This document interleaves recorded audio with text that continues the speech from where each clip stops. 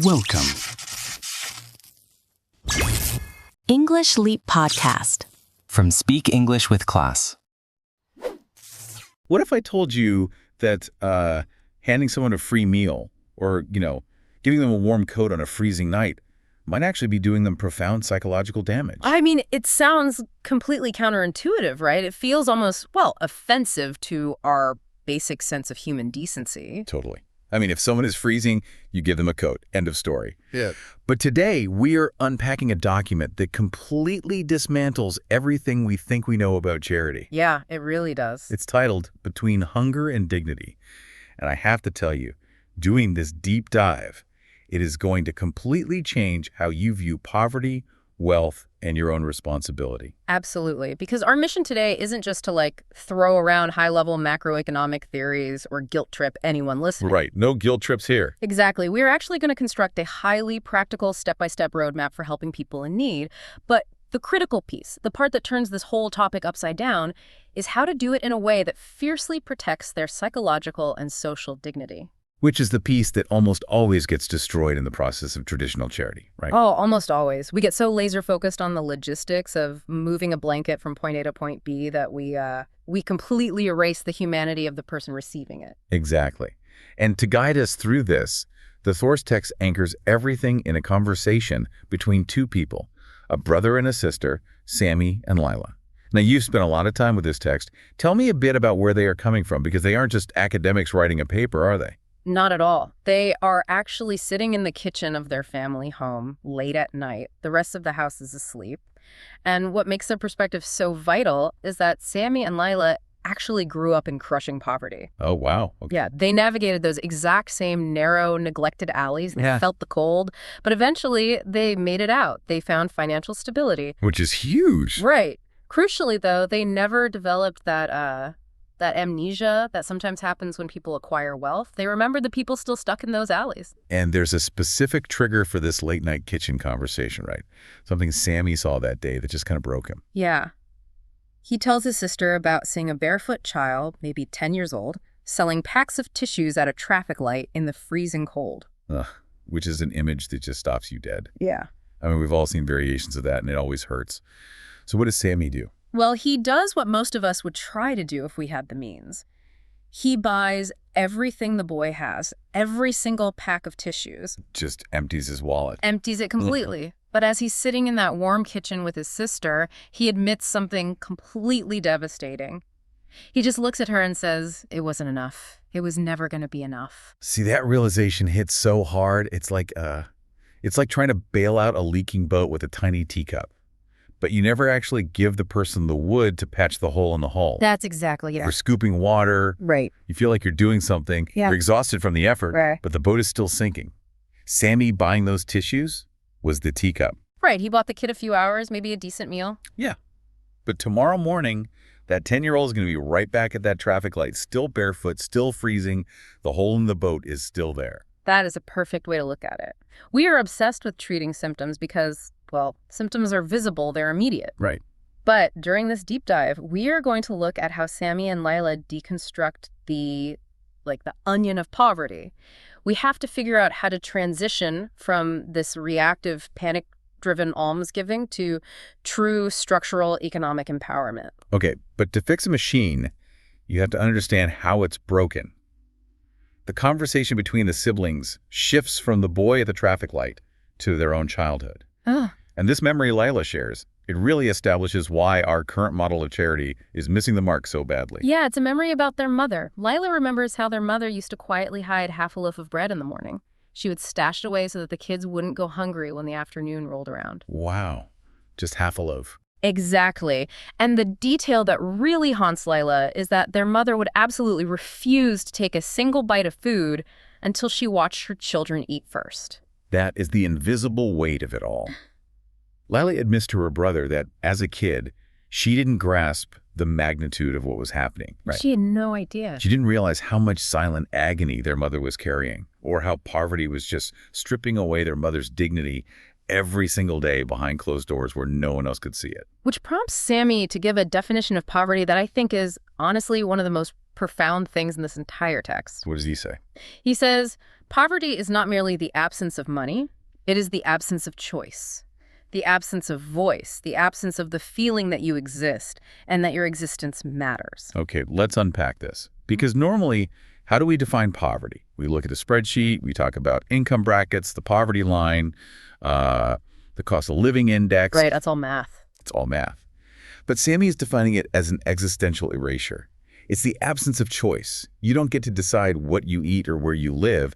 It's the absence of a voice. Exactly. It is a structural silencing. But here is where I get a little tripped up, or at least where I found Lila's reaction really fascinating. Lila hears this definition from Sammy and says, yes, that's exactly it. But she admits she could never find the words to describe that feeling while she was actually living through it. Right. Why is that? If she was experiencing that erasure every single day, why couldn't she articulate it? It really comes down to the cognitive load of scarcity. When you are living inside poverty, you are in a perpetual exhausting state of survival mode. You're just trying to stay afloat. Exactly. You physically and mentally cannot afford the luxury of philosophical reflection. Your brain is entirely consumed by the immediate horizon. Where's the next meal? How do I keep the lights on? How do I find that half loaf of bread for the afternoon? So it's literally bandwidth. Yeah. Your brain is a computer running at 99% capacity, just trying not to starve, so you don't have the 1% left over to write a thesis on the sociology of your own suffering. Precisely. Psychologists call it the scarcity mindset. It creates a biological tunnel vision. You don't have the mental space to step back and analyze the structural absence of your voice in society. You are just trying to survive until Tuesday. Until Tuesday. Yeah. And this is the foundational concept for you listening right now. If we want to help effectively, we have to understand that the deepest wound of poverty isn't an empty wallet. It is an unseen psychological wound. Right. So if someone is trapped in that survival tunnel, how do we actually reach them? Because Lila has been trying. The text mentions she's been running a charity for 3 years. She's out there doing the work. She is. She's running clothing drives, distributing food boxes, organizing donations, the classic, boots on the ground relief work. But she is incredibly frustrated. She feels like she's just running on a treadmill. She tells Sammy that the more aid she hands out, the more she realizes she's only treating symptoms. And Sammy agrees. He calls charity alone a very low ceiling. I love that phrase, a very low ceiling. It's so vivid. It really is. A low ceiling protects you from the rain, but it forces you to walk hunched over forever. You can't stand up straight, you can't grow, but Sammy is very careful to clarify something crucial here, and this is where we actually start building that roadmap we talked about. Okay. He says we have to start with immediate relief. The food, the clothing, the shelter. Right, because if you're freezing to death, you don't need a lecture on microeconomics, you just need a blanket. Exactly. Immediate relief is the absolute floor. It is irreplaceable. A hungry person cannot think about tomorrow. But the fatal flaw in modern charity, Sammy argues, is when we mistake the floor for the entire house. We provide the blanket, and we think our job is done. Yes. And he points out a specific, massive mistake we make even when we are providing that baseline relief. We give people things without ever asking what they actually need. We decide for them. Wow. We just decide for them. We assume that because someone lacks money, they also lack intelligence or, agency. We strip them of their autonomy. We do. We absolutely do. You know, that reminds me of, I had this doctor a few years ago. I waited a month for an appointment. I go into his office, and before I can even finish describing my symptoms, literally 15 seconds into talking, he just starts writing a prescription. Oh, wow. Yeah. He hands it to me, pats me on the shoulder, and walks out. He felt incredibly productive. He processed a patient, but I walk out of there furious because he didn't listen to a word I said. The prescription was for the wrong thing.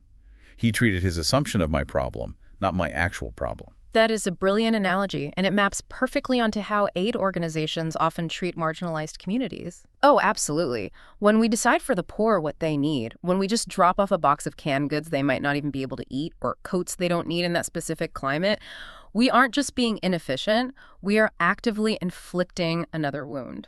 How so? We are reinforcing their helplessness.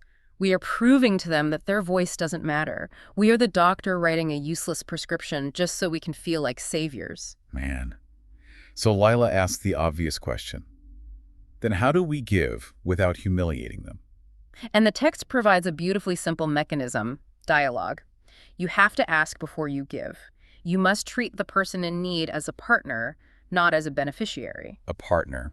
That shifts the entire power dynamic. A beneficiary is passive. They just sit there and take what they're given. A partner has a seat at the table. Exactly. Instead of showing up and saying, here's what we've decided is best for you, you sit down and ask, what do you truly need right now? By doing that, you are immediately restoring a piece of their agency. You're giving them their voice back. Yes. You are validating their expertise in their own life. Who knows better what they need than they do? And Sammy connects this to a much deeper spiritual principle, right? He quotes a saying of the prophet, peace be upon him, which says that God loves when someone does a deed with excellence. Right. And excellence here doesn't mean buying the most expensive premium brand of rice to give away. It's not about the price tag. Not at all. Excellence is entirely about the manner of the giving. It means giving what is genuinely required by the other person, rather than what conveniently relieves the giver's own guilt. It demands that you decenter yourself. Which is hard. Let's be honest, we like charity to make us feel good. We do. We want that warm, fuzzy feeling. But true excellence means the act is about their dignity, not your ego. Okay, so let's say we've established that baseline. We've provided the food and the blanket with excellence through a dialogue that respects them as partners. They aren't freezing tonight, but tomorrow they wake up just as poor. How do we actually stop the cycle so we don't have to bring another blanket tomorrow? This is where we move past the floor and start building the walls. We have to look at education, skill, and training. Right, and the moment Sammy brings this up, Lila smiles and drops that old cliche everyone knows. Yeah. Teach a man to fish, and you feed him for a lifetime. Right, the classic line. But I loved how the text handled this, because honestly, I get so frustrated when people use that quote. Usually people use the teach a man to fish line as an excuse to stop giving handouts. They say, stop giving them free fish, just teach them a trade. But Sammy completely grounds this in reality. He does. He agrees with the spirit of the idiom, but he adds a massive prerequisite. You must make sure his stomach is full enough to learn. Yes, because if it were as simple as just throwing up a whiteboard and teaching a skill, poverty would have been solved decades ago. Yeah. But why is it so incredibly difficult to actually implement training programs in deeply impoverished communities? It brings us right back to that biological tunnel vision we talked about earlier. Sammy argues that a frightened person cannot learn. A hungry person cannot learn. It's physically impossible. Right. If your body is screaming for calories, or if you are terrified of being evicted tomorrow, your brain literally will not allow you to focus on a 6-week carpentry course.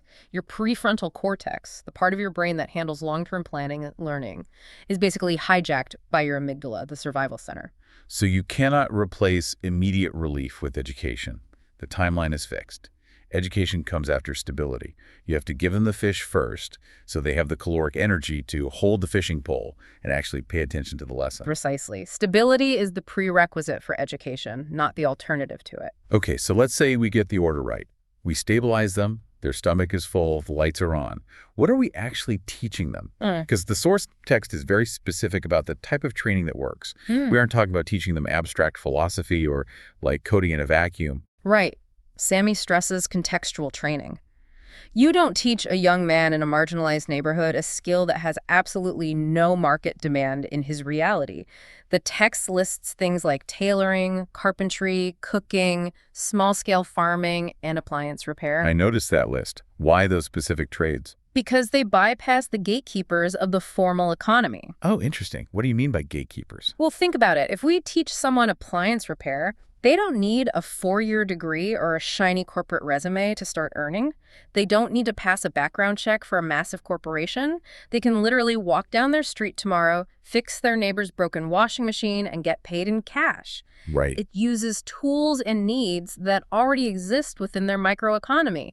It bridges the gap between learning and earning almost instantaneously. That makes total sense. You are activating the local economy rather than trying to export them into a corporate world that might reject them anyway.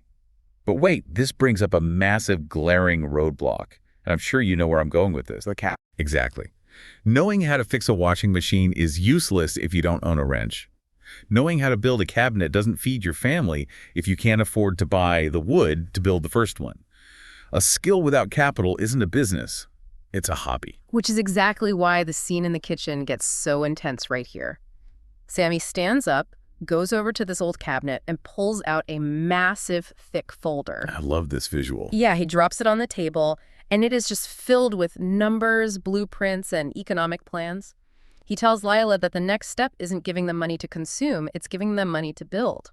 Lila looks at the folder, and she immediately recognizes the concept.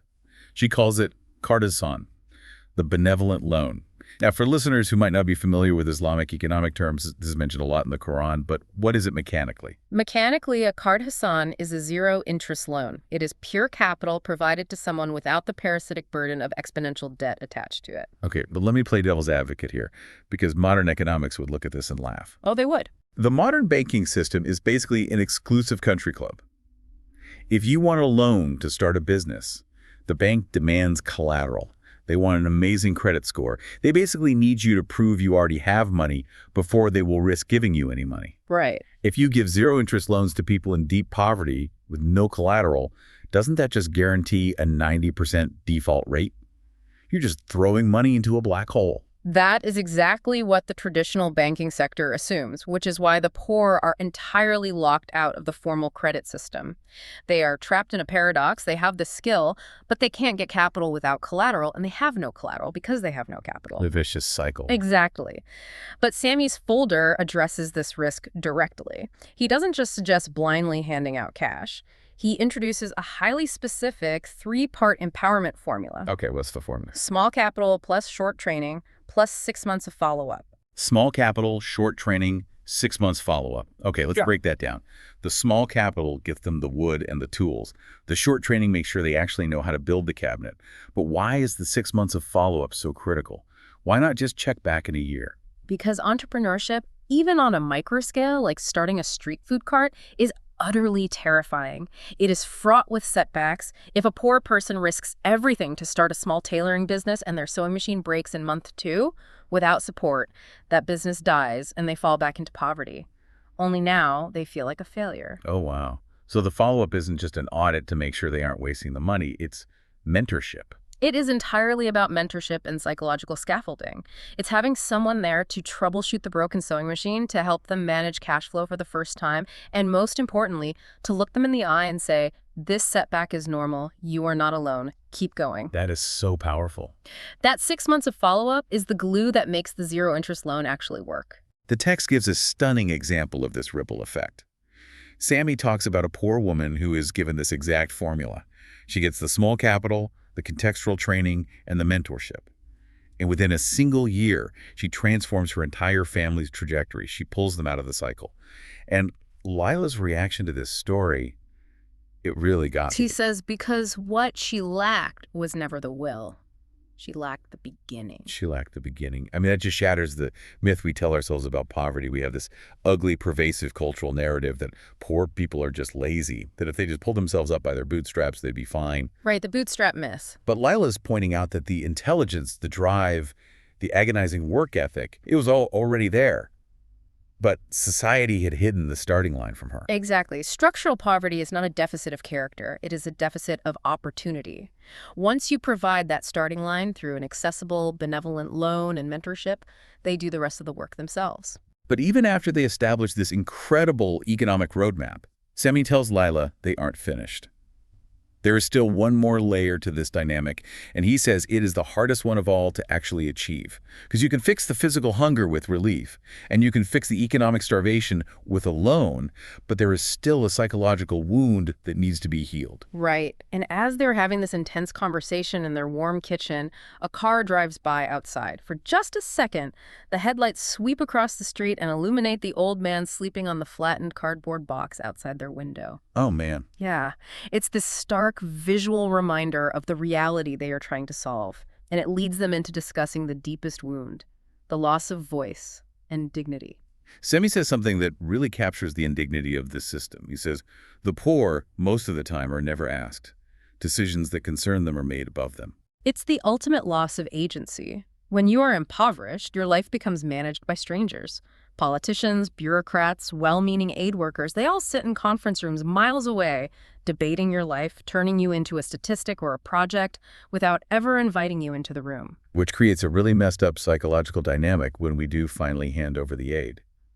The text explores how the act of charity, if done wrong, can actually induce profound shame instead of gratitude. Receiving charity is an inherent admission of vulnerability. You are exposing your inability to survive on your own. That's a really vulnerable place to be. Extremely. So if the person giving the charity acts impatient or superior, or if they expect you to perform some lavish display of gratitude just to stroke their ego, you are essentially forced to trade your self-worth for your survival. That is heartbreaking. Sammy explicitly warns that when a person is treated as though they are less than, they break inwardly in a way that bread and medicine simply cannot heal. The inward break.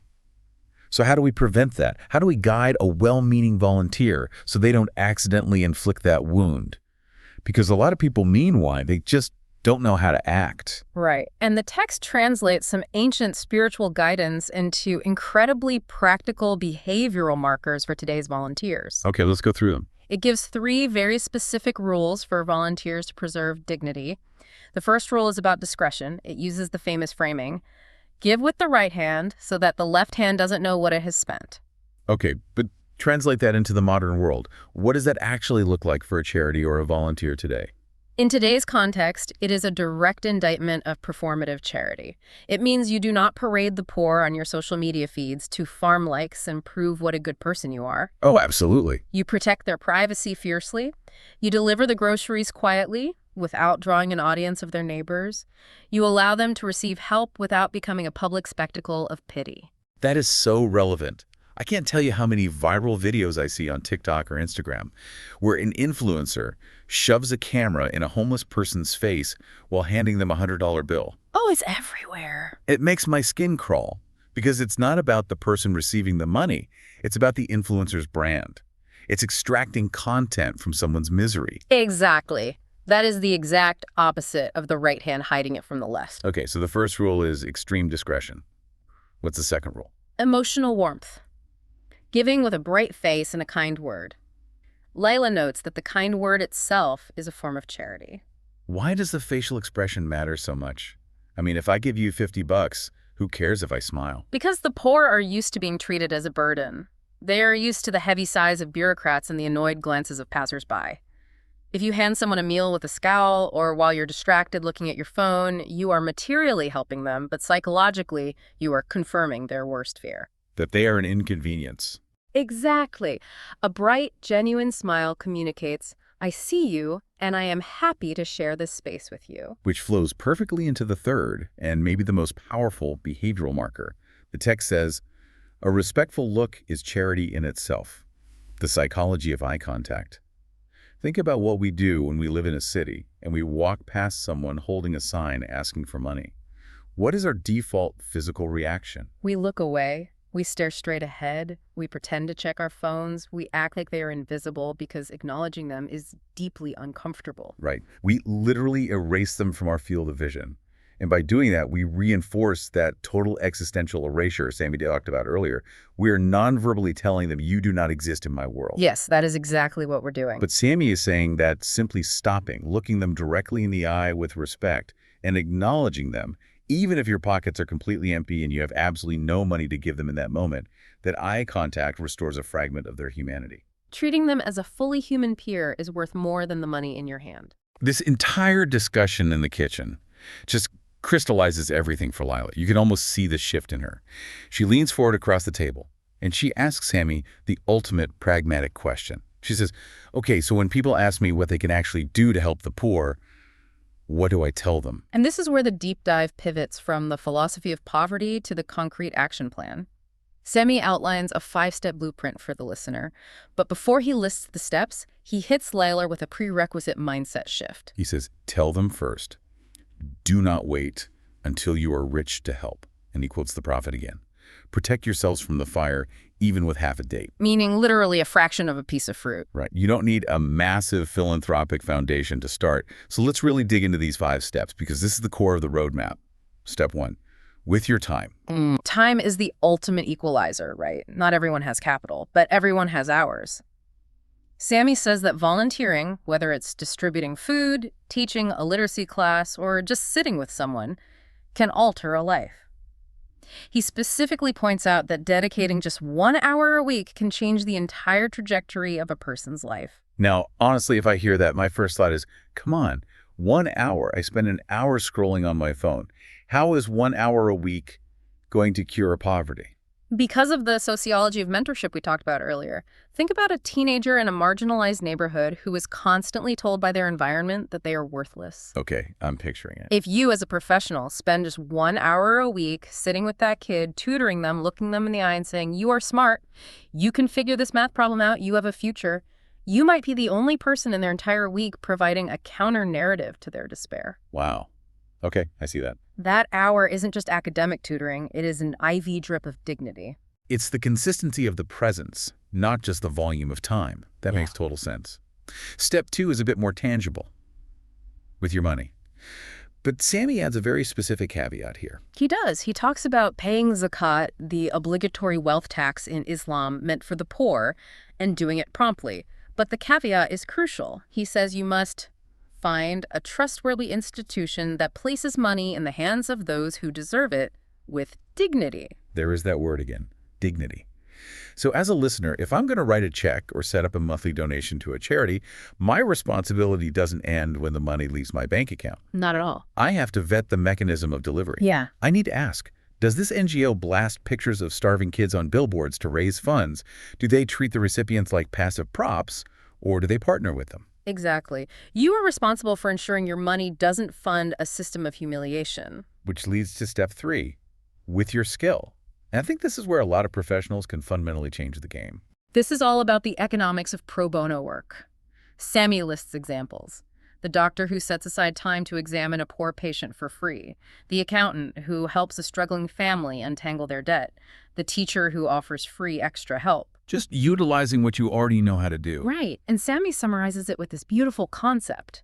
Every gift has its own zakat. Every gift has its own zakat, meaning every talent or privilege you have carries a tax that you owe back to society. If you are gifted with the brain and the opportunity to go to medical school, part of the rent you pay for that privilege is using those skills to heal someone who could never afford your hourly rate. It democratizes the concept of aid. You don't have to be a tech billionaire to be a philanthropist. You just have to wield the specific tool you've already been given. But what if I'm not a doctor or an accountant or a teacher? What if my daily life feels totally disconnected from those skills? That brings us to step 4, which blew my mind because of how universally applicable it is. Step 4, with your purchasing. This is a massive, incredibly potent tool that we overlook every single day, Sammy advises. Buy from small vendors, from the woman who sells her handiwork, from the craftsman in his neighborhood. Let's talk about the microeconomics of this. I have a terrible habit of buying my morning coffee from a massive global corporate chain because it's convenient and there's a drive-thru. We all do it. Right. But Sammy is saying that my daily consumption can actually be an act of structural charity if I redirect it. Exactly. When you choose to walk past the global chain and buy your coffee or your groceries from the small, local bodega run by a family trying to make ends meet, you are reframing capitalism as a tool for sustenance. Because it's the ultimate expression of the partner not beneficiary mindset. The person running the bodega isn't asking for a handout. They're offering a good and you are providing capital. It is an exchange among equals. You have to buy groceries anyway. Redirecting that money to the vulnerable is a profound act of empowerment. You are injecting liquidity directly into the lowest layer of the economy where it has the highest immediate impact on human survival. And finally, step 5, which grounds the entire process. Step 5, with your prayer. Sammy reminds Layla not to underestimate supplication. He says, God is the true provider, and we are nothing but his instruments. I think regardless of your personal theology, the psychological utility of this step is vital. It is a massive ego check. If you view yourself merely as an instrument, a delivery mechanism for provision, it completely prevents the development of a savior complex. Precisely. It kills the arrogance. You realize you aren't the source of the healing, you are just the lucky courier who got to deliver the package. And furthermore, praying for the poor when you aren't physically with them keeps their humanity alive in your heart. It prevents them from becoming out of sight, out of mind. So Lila takes in this entire blueprint: time, money, skill, purchasing, prayer. She looks at her brother, and the text notes that her face has completely changed. The frustration is gone. She has clarity. But she still admits the one thing she thinks is going to be the hardest to actually communicate to the world. She tells Sammy that the hardest part of all of this will be convincing people that helping the poor is not a favor they grant, but a duty they owe. And that right there is the earthquake at the center of this text. We treat charity like it's extra credit. We think we deserve a parade or a gold star because we donated to a food bank. We think we are doing the poor a massive favor. But Sammy immediately dismantles that hierarchy. He quotes a verse, "Whatever you spend of good, it is for yourselves." He looks at his sister and says, "What you gave to the poor, you did not give to them. You entrusted it with God." If charity is a duty, and if it ultimately purifies and benefits the giver's own soul, then there is absolutely zero room for arrogance. You aren't doing the recipient a favor. You are fulfilling an obligation for your own ultimate benefit. They are actually helping you fulfill your duty. It completely flips the script on who is indebted to whom. The scene in the kitchen finally starts to draw to a close. It's been hours. It's close to dawn. The tea on the table is cold. The blueprints for the benevolent loans are scattered everywhere. Lila walks back over to the window, and she looks out at that old man, still curled up on the flattened cardboard box in the freezing cold. And she voices the existential dread that I think every single listener feels when they look at the sheer scale of global suffering. She asks, "Sammy, do you truly believe we can change anything? The problem is just bigger than us." It's that feeling of being completely paralyzed by the math of it all. Oh. Millions of people are in poverty. What does one person matter? But Sammy doesn't give her a naive, toxic positivity answer. He grounds her immediately back in reality. He points through the window at the street and says, "There, with an old man on a cardboard box in the cold of the night, you will not solve the poverty of the whole world tonight, but that man, you can do something for him right now." Don't let the impossibility of doing everything prevent you from doing something. It's the leaking boat again. You can't fix every boat in the ocean, but you can hand some wood to the guy drowning right in front of you. So they don't just sit in the kitchen philosophizing until the sun comes up. They take immediate action, they leave the warmth of the house, and they go out into the freezing dawn. They carry a blanket and they carry warm food. But the text explicitly notes that they carry something far more precious than the material aid. They carry a look in their eyes. They approach him not with pity, but with that profound, respectful acknowledgement we talked about. A look that says to this forgotten, freezing man, "You are seen, you matter, and before God, you are not forgotten." It synthesizes the entire roadmap. They provide the layer of immediate relief, the blanket, but they deliver it wrapped in the ultimate layer of the onion, his dignity. They return inside, just as the call to the dawn prayer echoes over the city. A new day is beginning. And the document leaves us with one final radical reflection on the true nature of wealth. And I really want you, the listener, to let this sink in. The text asserts that poverty isn't just a trial of patience for the poor. It is equally a profound trial of gratitude and giving for those who have means. But then it makes a claim that shatters our modern concept of ownership. It says that the wealth of the comfortable actually contains a known right that inherently belongs to the deprived. Let me repeat that. It is a right belonging to them, which means the excess money you have isn't a favor for you to dispense whenever you feel generous. It is a trust that was deposited with you, intended for someone else. If you truly internalize the mechanics of that idea, it ruins the way you look at your own bank account. It means that the extra money you have isn't actually yours. You are just holding it. It is an escrow. And when you pass a hungry person on the street and choose to walk on by, you haven't just frugally saved your own money. You have actively disposed of a trust that never belonged to you in the first place. That is heavy. So I want to leave you with this final thought to chew on today. Tomorrow, when you look at your savings account or the next time you walk past someone asking for a chance out in the cold of a city night, ask yourself, are you holding on to your own money or are you just withholding someone else's trust?